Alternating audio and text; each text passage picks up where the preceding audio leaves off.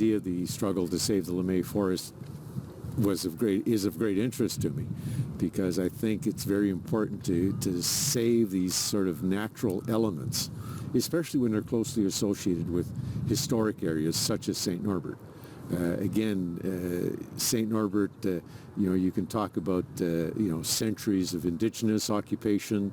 St. Norbert was an important Métis community, an important Francophone, French-Canadian community. Now it's a very multicultural community, but what's interesting is by walking through, river bottom forests such as we have here in the Lemay Forest, you can just imagine yourself walking through an area as it may have well have looked 200, 300, 500 years ago. Residents of the Behavioral Health Foundation in St. Norbert hold ceremonies in the Lemay Forest. Justin Starr sees similarities between the resilience of the land and people like himself going through the program. A lot of Indigenous people have come to this program and healed, and kind of symbolic when I look at it, like how the land heals and how we're healing. Curtis Alexson is also a resident at the foundation. It would be sad to see all these trees and all the wildlife to be gone. It makes my heart hurt a little bit to hear that he wants to do that.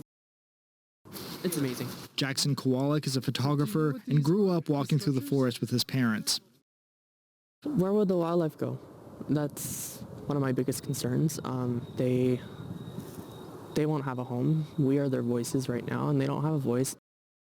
My favorite part of this forest and others like it within the city is the idea is that you take 20 steps into a forest, and whether there's houses 100 or 200 feet away, all of a sudden you're lost. You don't see them. You forget you're in the middle of an urban area.